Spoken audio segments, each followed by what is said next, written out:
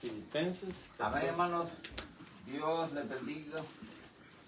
Le damos las gracias al Señor por tener la oportunidad de continuar con el estudio bíblico en el cual estamos estudiando el libro El Cuerpo de Cristo.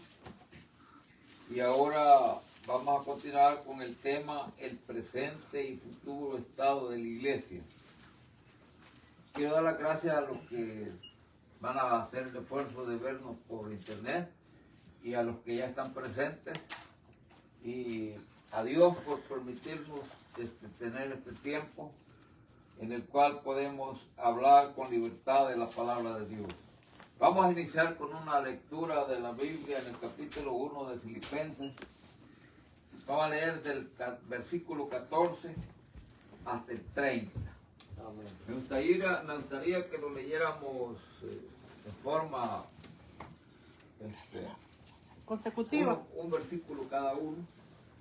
Comenzar aquí yo y salir así. Filipenses 1, 14 al 30. Filipenses 1, 14 al 30. Yo leo el primero y tú, hermano, Cristo, sigue. Luego el varón. Y dando la vuelta. ¿Ya lo tienen? Amén. Dice así la palabra de Dios. Y muchos de los hermanos en el Señor, tomando ánimo con mis prisiones, se atreven mucho más a hablar la palabra sin temor. Y algunos, a la verdad, predican a Cristo por envidia y por fría, mas algunos también por buena voluntad.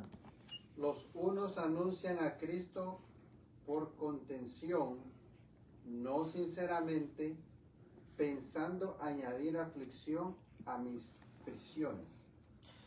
Pero los otros por amor, sabiendo que soy puesto por la defensa del Evangelio. Que pues, que no obstante en todas maneras, o por pretexto o por verdad, es anunciado Cristo, y en esto me huelgo y aún me holgaré. Porque sé que esto se me tornará a salud por vuestra oración y por la suministración del Espíritu de Jesucristo. Conforme a mí y espera y esperanza que en nada seré confundido. Sí. Antes bien, con toda confianza, como siempre, ahora también será engrandecido en Cristo mi cuerpo, o por vida o por muerte. Porque para mí el vivir es Cristo y el morir es ganancia. Mas si el vivir en la carne, esto me será para fruto de la obra, no sé entonces qué escoger. Porque de ambas cosas estoy puesto en estrecho, teniendo deseo de ser desatado y estar con Cristo, lo cual es mucho mejor. Va Victoria. Mucho mejor. Dale, Victoria. 24. ¿Cuál es? El 24. 1:24. Pero quedar en la carne es más necesario por causa de vosotros. Y confiado en esto, yo sé que quedaré, que aún permaneceré con todos vosotros para provecho vuestro y gozo de la fe. Para que crezca vuestra gloria de mí en Cristo Jesús por mi venida otra vez a vosotros. Solamente que converséis como es digno del Evangelio de Cristo, para que, o sea que vaya a veros o que esté ausente, oiga de vosotros que estáis firmes en un mismo espíritu, unánime, combatiendo juntamente por la fe del Evangelio. En nada intimidados de los que se oponen, que a ellos ciertamente es indicio de perdición, mas a vosotros de salud, y esto de Dios. Porque a vosotros es concedido por Cristo, no solo que creáis en Él, sino también que padezcáis por Él. Teniendo el mismo conflicto que habéis visto en mí, y ahora oís estar en mí. Gloria a Dios. Amén. Entonces me dijo que sí. Damos gracias a Dios por esta preciosa palabra. Ahora vamos a orar para poner en las manos del Señor esta reunión. Señor amado, Señor, que hemos leído esta palabra, queremos darte las gracias por ella y invocarte en el nombre de Jesús, que tomes el control de esta reunión, que tu presencia esté con nosotros para darnos tu bendición y para darnos el discernimiento de tu espíritu, a fin de que esta enseñanza pueda ser de bendición para nuestra vida espiritual. En el nombre de Jesús te lo pedimos todo, Padre amado. Amén y amén. Bien, hermanos, hoy continuamos, como dijimos, con el estado, el presente y futuro estado de la iglesia. Como ustedes pueden ver, la lectura que leímos nos da una idea de la razón, el por qué es necesario guardar y defender la verdad. Porque la verdad puede existir, ¿verdad? Pero sin alguien que la guarde y la defienda, la verdad no hace nada, ¿verdad? A menos que alguien la sostenga y la defienda, sí, tiene sentido el que exista la verdad. Entonces, este es un tema que nos va a hablar de 5 comisiones o propósitos o objetivos que la iglesia se ha trazado para poder llevar a cabo la gran comisión que Cristo le encomendó a la iglesia. La introducción de la enseñanza, cuando hablamos del presente y futuro estado de la iglesia, nos queremos referir al estado presente en cómo hoy está la iglesia. Y el futuro nos queremos referir al estado futuro en el cual la iglesia va a llegar para que Cristo venga por ella. Dice así, la introducción dice, la iglesia gradualmente se está moviendo de gloria en gloria hasta que alcance la plenitud de Cristo. Y allí nos da un versículo, me gustaría que lo lea. Efesios 4:3.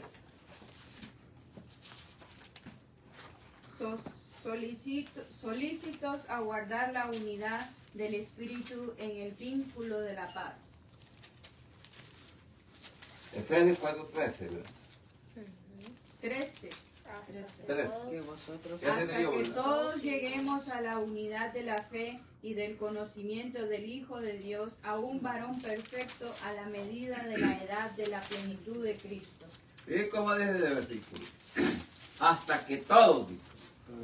Entonces, cuando dice todos, ¿se refiere a qué? A la iglesia. Se refiere a todos los miembros de la iglesia. Hasta que todos lleguemos, dice, a la unidad de la fe y del conocimiento del Hijo de Dios, a un varón perfecto, a la medida y a la edad de la plenitud de Cristo. Entonces quiere decir que el deber de cada miembro de la iglesia es llegar a tener todos el mismo conocimiento de la palabra de Dios, el mismo conocimiento de la persona de Jesús. O sea, el ser miembro de la iglesia no es como que alguien piensa que ya se sacó el premio de la lotería y ya se puede ir a dormir tranquilo.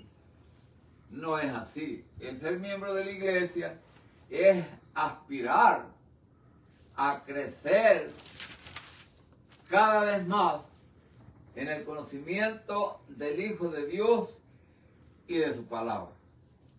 Cualquier miembro de la iglesia que piense que porque ya es miembro ya puede ir a dormir tranquilo, está totalmente equivocado. Porque Dios espera que todos sus hijos tengan hambre y sed de justicia. Y cuando nos referimos a eso, queremos decir que todos los hijos de Dios estén deseosos de estudiar y de profundizar en la palabra de Dios. Si no hay deseos, es como que usted tenga un hijo y el niño no quiera comer. Va a terminar muriéndose porque no se alimentó. ¿Verdad? Entonces la vida de los hijos de Dios no depende de un aspecto emocional temporal o de un momento, ¿verdad? De una emoción pasajera, no. La vida de los hijos de Dios depende de un fundamento bien consensuado a la luz de la palabra de Dios. El creyente sin fundamento es víctima del enemigo. Entonces, por eso dice aquí, la iglesia gradualmente se está moviendo de gloria en gloria hasta que alcance la plenitud de Cristo. ¿Cuál es la plenitud de Cristo? Hasta que podamos ser como Él. Como Él fue. No es cualquier cosa. No es algo sencillo. No es algo tan fácil como la gente lo presenta. Imagínense ustedes aquellos que dicen que con solo recibir a Cristo ya estuvo. Y se olvidan de esta escritura que dice hasta que todos lleguemos. En primer lugar, a la unidad de la fe, que quiere decir a la unidad de la doctrina. A la unidad del conocimiento del Hijo de Dios, a un varón perfecto. A la medida y a la plenitud de Cristo. O sea, todos los miembros de la iglesia tienen que tener entendido en su mente que el acto de hacerse miembro solo es un paso más como el nuevo nacimiento. En el nuevo nacimiento nosotros iniciamos nuestra relación individual y personal con Dios. Correcto. Luego, cuando entendemos que necesitamos tener a alguien que los alimente, una madre que nos alimente, entonces venimos a la iglesia de Dios. Otro paso. Y ese paso nos lleva al lugar donde tenemos abundancia de pan, como dijo el hijo pródigo. Miren, el hijo pródigo llegó un tiempo que se aburrió de la casa y dijo, los amigos le habían contado algunas historias y él las creyó. Como algunos hoy creen fantasías, ¿verdad? Y piensan que así son las cosas de Dios. Él se las creyó y se fue y le pidió toda su herencia a su padre. El padre se la dio. ¿Por qué se la dio? Porque el padre no quiere que le sigamos contra nuestra propia voluntad, sino que le sigamos voluntariamente. Entonces le está bien, tú y tu parte que está tu herencia, llévatela. Se la llevó y mientras él pudo disfrutar de esa herencia, tuvo amigos y tuvo un gran ambiente en la sociedad. Pero cuando se acabó todo, empezó a darse cuenta que los amigos lo abandonaron, lo dejaron. Todos los que lo acompañaron cuando él tenía, lo abandonaron. Y entonces él no tuvo más alternativa que ir a buscar trabajo, ¿verdad? Y para su mayor desgracia, no encontró otro trabajo que cuidar cerdos. Y se sabe que para un judío que no le gusta, que es contrario a la carne de cerdo, pues era como que dice, esto es lo que hay, si quieres lo tomas y si no, lo dejas. Muérete. Entonces él no tuvo alternativa que agarrar ese trabajo. Llegó el momento cuando llegó a verse en el estado tan miserable en que se encontraba, que deseó comer de las algarrobas que comían los cerdos, porque él no tenía absolutamente nada No había herencia ahí. que comer. Ya se había acabado todo. Entonces, hay un verso que Cristo dijo, no deis lo santo a los cerdos, ni tiréis las perlas a los perros. Entonces, como quien dice Cristo, si a alguien no le interesa mi palabra, si alguien la ve con el revés del ojo, no se la dé porque no le va a importar. Entonces el hijo pródigo, cuando llegó a ese estado tan deprimente, él dijo, cuánta abundancia de pan hay en la casa de mi padre y yo aquí perezco de hambre. Entonces él llegó en un punto en el que dijo, tengo que tomar una decisión. Y eso le dijo, ya sé lo que haré. Iré a mi padre, a la casa de mi padre y le diré, Padre, he pecado contra ti y ya no soy digno de ser llamado tu hijo. Y el padre, que siempre está disponible para perdonar a sus hijos, se alegró cuando su hijo regresó e ignoró Todo lo que su hijo había hecho y lo volvió a restituir en su casa. Entonces, todo esto está relacionado con lo que es el ser un hijo de Dios. Mucha gente no entiende, a veces toma las decisiones porque se emociona, o a veces porque, no sé por qué, pero mucha gente viene a Cristo, o después se hacen miembros de la iglesia, y ya en el interior de la iglesia, comienzan ellos a querer hacer lo que ellos quieren, sin entender de dónde los recogió el Señor. Como el hijo pródigo. ¿Verdad?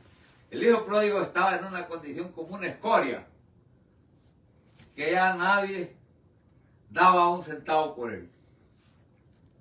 Pero el Padre lo estaba esperando para abrirle sus brazos de nuevo y recibirlo. Entonces esos son procesos por los que pasan aquellos que creen en el Señor, pero ya cuando venimos a la iglesia, venimos al lugar donde nos van a enseñar cómo poder llegar a dar la medida que dice el texto que leímos. La medida de la plenitud de Cristo. Luego sigue diciendo otro texto que nos da aquí, dice, y sea, dice, gloriosa para sí, una iglesia que no tuviese mancha ni arruga, ni cosa semejante. Según Efesios 5:27.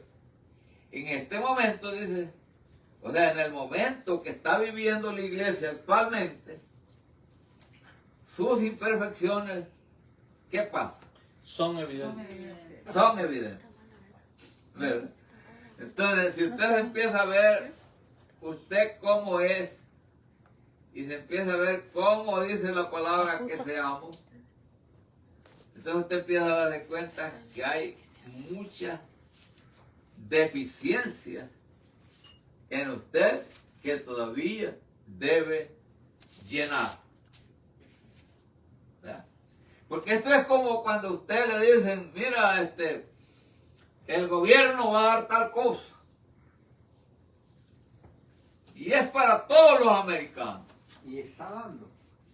Y luego va usted a que le den eso. Tenés que llenar una aplicación. Y cuando usted empieza a llenar esa aplicación, le empiezan a pedir requisitos. Que si tenés que hacer esto, tenés que hacer esto. Entonces aquella oferta no es así nomás. No todos la pueden recibir, porque no todos pueden cumplir los requisitos. Entonces, solo aquellos que se esfuercen y se entreguen, se rindan. Por eso yo uso el término rendirse. ¿Entiendes? Porque rendirse es cuando uno llega a un extremo en el cual uno se da cuenta que en sí mismo no es nada. Ya no va. Uno no se puede rendir a Cristo mientras cree que es importante. Uno no se puede rendir a Cristo mientras confía en que, mientras la sociedad a uno le dice que uno es importante, que uno aquí, que uno allá, que no sé qué, que no sé cuándo. Entonces, cuando uno está dependiendo de la sociedad, uno vive engañado, creyéndole a la sociedad, sin entender que la palabra de Dios dice, por cuanto todos pecaron y están destituidos de la gloria de Dios. Entonces, como ya siendo un hijo de Dios, uno logra entender eso paso a paso, cuando uno es obediente, cuando se deja guiar, cuando se deja enseñar, entonces uno empieza a darse cuenta de que no es algo imposible de lograr, porque no estamos solos. Tenemos la palabra de Dios, tenemos el Espíritu de Dios y tenemos a la iglesia de Dios. Ahora, ¿qué depende? ¿Qué más necesitamos? Rendirnos. Que nosotros queramos rendirnos. Que queramos desprendernos de las cosas que se interponen entre nosotros y ¿quién? Y Dios. Sigue siendo la enseñanza. Número 1 dice, la iglesia es imperfecta en la operación de los dones. Fíjense bien que son 9 los dones del Espíritu. Hay dones de sanidad, hay dones de discernimiento de espíritu, está el don de sabiduría, está el don de fe, está el don de lengua. Son una serie de dones. En ese aspecto, en algunos se manifiestan unos dones, en otros se manifiestan otros dones, pero no todos los dones se manifiestan parejo en todos.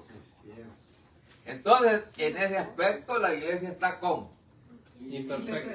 imperfecta, ¿verdad? A veces usted tiene un concepto de algo y el verdadero concepto es otro, ¿verdad? Entonces no es confiable lo que usted muchas veces piensa. Pero la iglesia tiene que llegar a un estado en el cual lo que la iglesia diga, eso sea. ¿Por qué? Porque va a estar en la condición espiritual correcta. Por el momento está la iglesia imperfecta en la operación de los dones. Ahora bien, el número 2 dice, y nos da 1 Corintios 12, allí podemos leer, digamos, lo que son los dones. Yo ya se los mencioné un poco, pero pueden leer del verso 8, parece, en adelante, hasta el 11 o 10 por ahí. Porque la verdad a este es dada por el Espíritu palabra de sabiduría, a otro palabra de ciencia según el mismo Espíritu, a otro fe por el mismo Espíritu, y a otro dones de sanidades por el mismo Espíritu, a otro operaciones de milagros, y a otros profecía, y a otro discreción de espíritus, y a otro géneros de lenguas, y a otros interpretación de lenguas. Ahí está. Entonces, cuando la iglesia ya esté en el nivel que nos dice la palabra de Dios, todos esos dones se van a poder ver continuamente en la iglesia. No va a ser algo que vamos a estar viendo allá cuando pasó el tiempo una manifestación. Tiene que estar presente. Tienen que estar presentes en los servicios, en los estudios, en todas las actividades de la iglesia. Luego nos sigue diciendo otra, allí vamos a leer 2 escrituras. El hermano, usted hermano, nos va a leer Isaías 52:8. La hermana ya tenía Efesios 4:13. Usted lea 1 Corintios 1:10. Y usted, hermana, lea Filipenses 3:16. Esta parte 2 nos habla de que la iglesia es imperfecta en la unidad. Comencemos con el primer texto. Voz de tus atalayas, alzarán la voz juntamente, darán voces de júbilo, porque ojo a ojo verán que Jehová vuelve a traer a Sión. Fíjate bien. Ojo a ojo. Voz de tus atalayas. ¿Quiénes son los atalayas? Los predicadores. Los pastores, los predicadores. ¿Cómo vuelve a decir allí? Voz de tus atalayas, alzarán la voz. Alzarán la voz. Juntamente darán voces de júbilo. Darán voces de júbilo. Fíjate bien. Oiga, Juntamente, ¿qué significa eso? nadie Todos va a hablar unidos. diferente. Que lo Unánimes. que él dice es lo mismo que yo digo. Lo que él dice es lo mismo que ella dice. Todos dicen, todos en unidad predican lo mismo. O sea, enseñan lo mismo. Porque- Hablan lo mismo. ¿Ah? Hablan lo mismo. Hablan lo mismo. Imagínese usted Comunican lo mismo. que Pedro, cuando negó a Jesús, Oiga, él se fue yendo, y tratando de relacionarse con la gente para que no lo identificaran quién era él. Pero de repente llegó una mujer y le dice, tú eres de los que andan con Jesús, hasta en el habla te parece. wow. ¿Ah? Entonces vamos a llegar a un extremo en el que todos los hermanos vamos a ser conocidos por cómo somos, por cómo hablamos, por cómo nos comportamos, por cómo nos dirigimos, por la conducta. Entonces todos los hijos de Dios van a hablar lo que conviene para la honra y la gloria de Dios, no lo que conviene a sus intereses mezquinos. ¿Me entiendes? Entonces eso tiene que ir creciendo hasta que la iglesia el otro texto ya lo leímos, el que el hermano nos leyó. ¿Quién tiene Efesios 4:13? Yo. Vuélvalo a leer.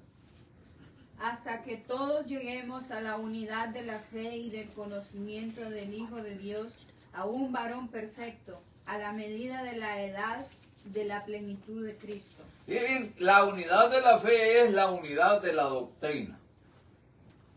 Aquí no está hablando de una fe para creer, para ser salvo, no. Aquí está hablando el que ya creyó para ser salvo. Todos tienen que tener unidad de doctrina. Una misma doctrina. Entonces, el otro versículo, 1 Corintios 1:10. Os ruego pues, hermanos, por el nombre de nuestro Señor Jesucristo, que habléis todos una misma cosa y que no haya entre vosotros disensiones, antes seáis perfectamente unidos en una misma mente y un mismo parecer. Bien. ¿Cómo entienden ustedes ese verso? Os ruego pues, hermanos, por el nombre de nuestro Señor Jesucristo, que habléis todos una misma cosa. Que no haya entre vosotros disensiones.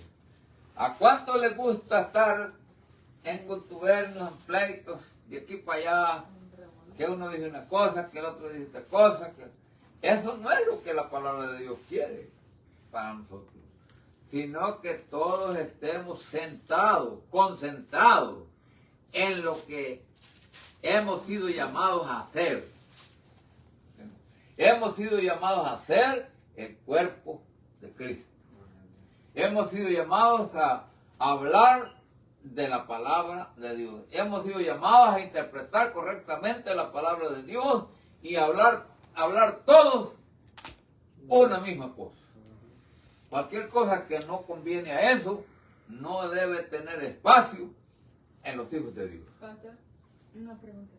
¿Y qué se debe de hacer para combatir eso? O como iglesia de Dios, ¿qué se debe de hacer para evitar eso? En primer lugar, uno no puede corregir a nadie, pero sí puede corregirse uno. Entonces tenemos que empezar con nosotros. Cualquiera que venga a usted y le quiera meter una disensión, usted no debe darle importancia porque usted está tratando de seguir el consejo de la palabra de Dios. De no estar involucrada en disensiones, como se dice vulgarmente, chambres y cosas así, porque eso no procede del Espíritu de Dios.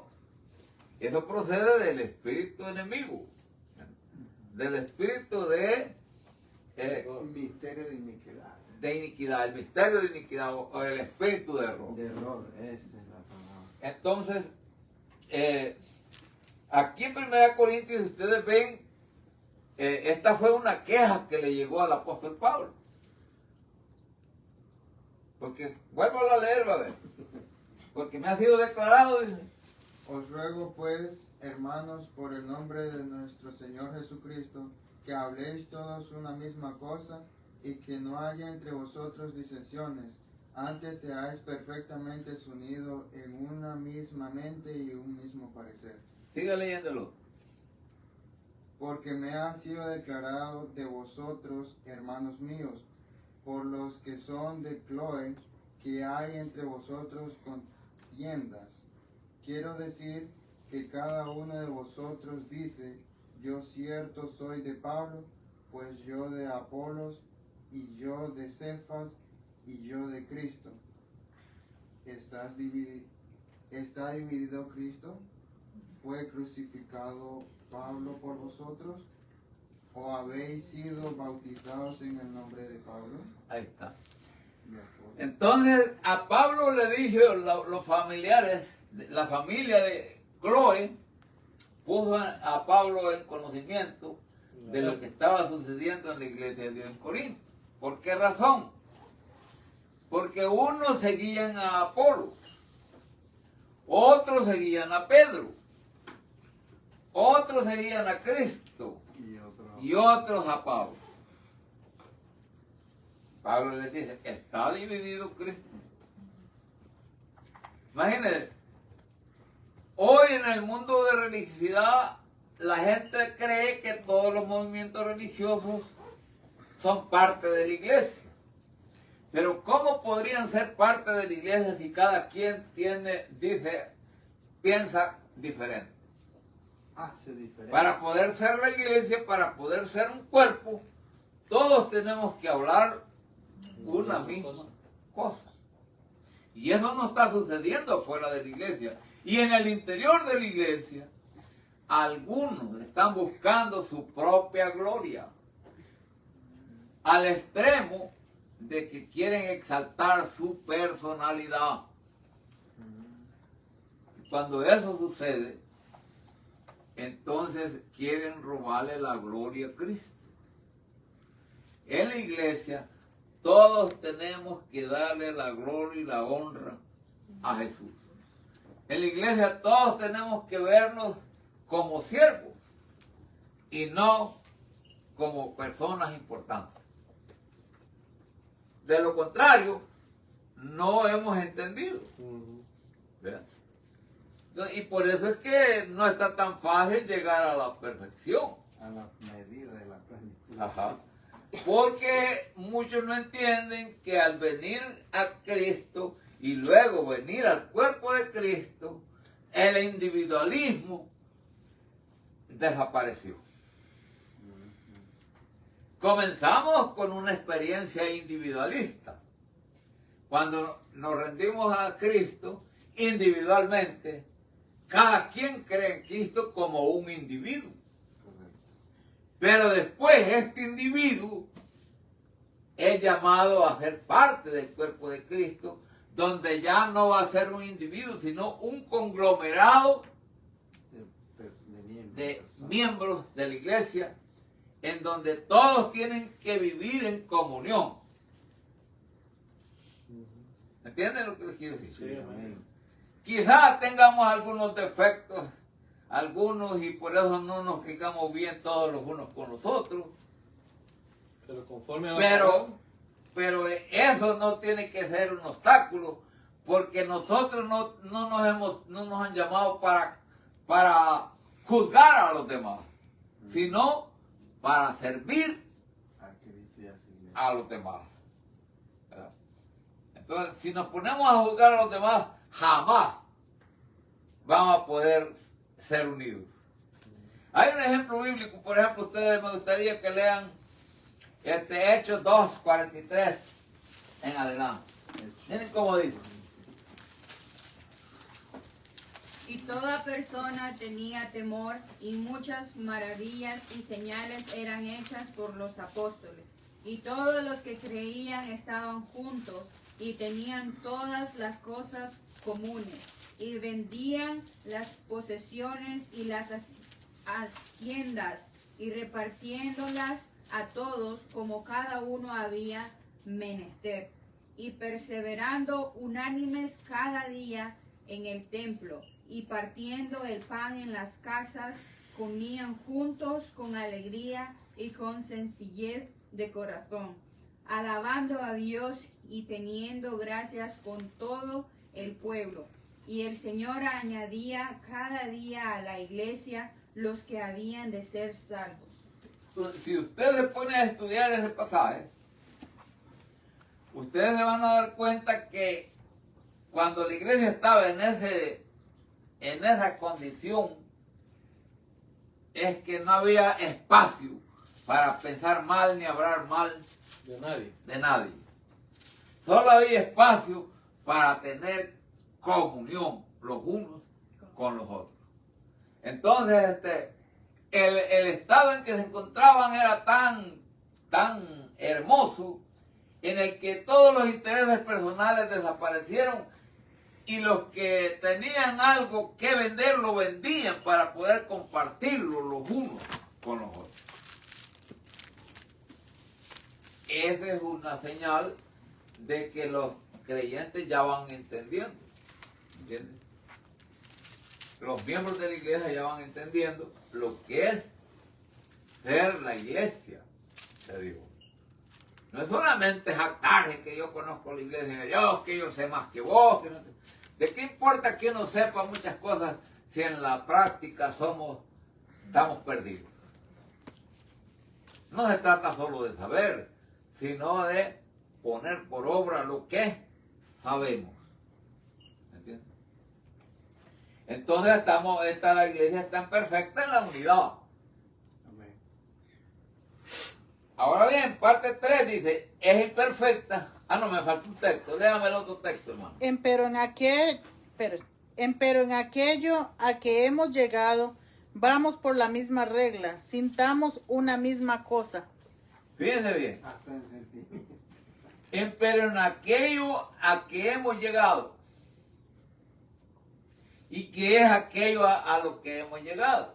Hemos llegado a la unidad de Dios. Pues haber llegado desde la Biblia al monte de Sión, a la iglesia del Dios vivo, a la Jerusalén, la celestial, a los espíritus de los justos y de los perfectos.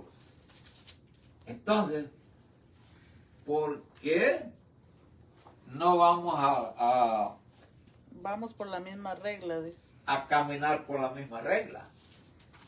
A mí, ¿qué me importa si a mí me ponen a la hermana como líder de banda? Para mí, ella es mi líder, y que yo soy el líder de la misión, pero en la banda ella es mi líder. ¿Y usted? Y yo me someto a ella. Teocracia. ¿Por qué? Porque sentimos el deseo de estar todos en un mismo espíritu y en comunión los unos con los otros. En ese espíritu el diablo no nos va a poder enfrentar. Pero el diablo nos puede enfrentar cuando encuentre entre nosotros gente que se presta para servirle a él. Cuando eso sucede, la iglesia se le dificulta poder tener paz, poder tener concentrarse en el llamado al que Dios la ha llamado. Pero cuando todos están en un mismo espíritu, en un mismo sentir, en un mismo propósito, no hay espacio para el diablo. Y la Biblia dice, no deis lugar al diablo. Ni deis lugar. Lamentablemente, algunos le dan lugar al diablo. Pero Dios los ayude para que eso no siga sucediendo. Entonces, hemos visto, vamos a la tercera parte que dice que la iglesia actualmente es imperfecta en la santidad.